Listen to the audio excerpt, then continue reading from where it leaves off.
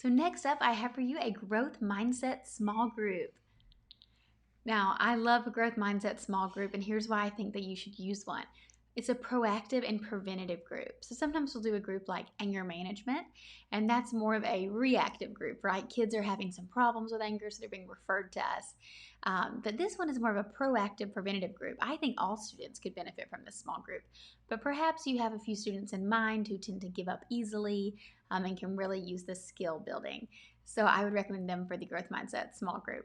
And it sets up those perspective habits for the entire school year. So this is why I like to give you this one in September, because those perspective habits of reframing their thinking, from a fixed mindset to a growth mindset, those are skills that will serve them all year long. Now let's take a look at what it looks like in action. So as you can see, there's a lot of fun activities here. There are weekly outlines, so this is a 5-week group. Each week you'll start with your group rules and your feelings check, and then you'll move into a self-assessment that you'll do during the first and last session. Each group session has a video, and then it'll have an activity, a discussion, and then a journal. So here are the group rules and feelings check. So I provide some for you, but you can also make your own rules. I think it's fun to get the kids' input on the rules. And you kind of have to guide them to write what you want them to write. So for example, you might want them to, write be respectful, and they might say things like no hitting, no kicking, no punching. But instead of writing all the no's, you can say like, yes, those are all great choices. Let's write be respectful.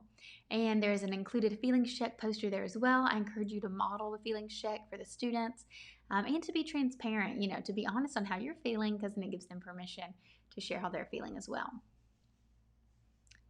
And I love some data tracking tools. So like I said, this one has pre and post self-assessments to track student progress.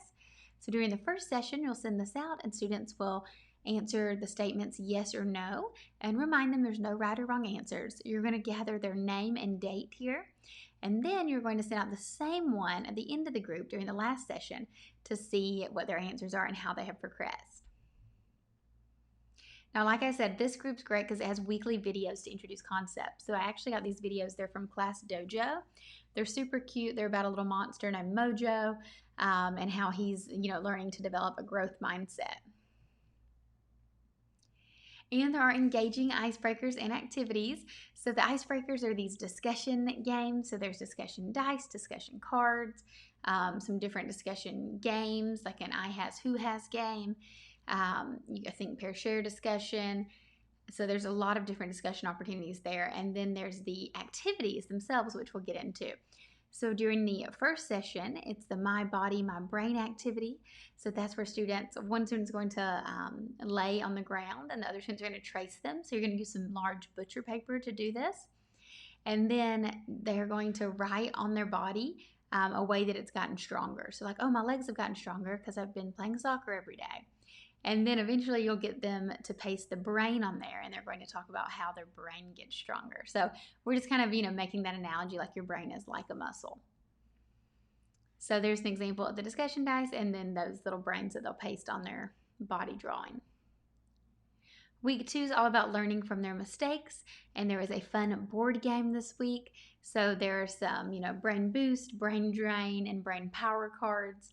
So the brain boost and brain power allow you to move forward, and then the brain drain allows you to move backward. So this one's super fun to play, in the small group, and then the kids get real into it. Week 3 is all about the power of yet. So the students are going to, discuss the differences of a fixed versus a growth mindset. So they're going to cut out the paper strips and then sort them based on whether it's a fixed or growth mindset. You could do this as an individual activity, like each student does their own craft. That's what I've usually done in the past. Or you could do it together as a group as well. Week 4 is all about learning challenging things. So we talk about inner coach and how your inner coach, you have your inner coach and your inner critic.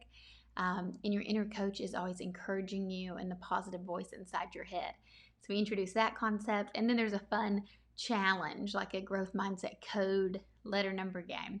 And it's really cool to do in the group because the activity itself is challenging and the topic is learning challenging things. And then finally, week 5 is the reflection. So in this one, it's kind of cool. It's like a slot machine, kind of. They can move the paper strips in and out to see the differences between a fixed mindset and a growth mindset. And then this is something that they could take home and keep to review as well. And then each week has a weekly journal prompt. So as you can see, there's different journal reflections. For example, this one for week 4 says, what are some challenging things you want to try and how can you stay motivated to reach your goals? So each one is a growth mindset related journal prompt. So I encourage you to leave some time at the end of the session, maybe turn on some music, let kids grab a clipboard and go to a private spot in the room, and they can reflect on that week.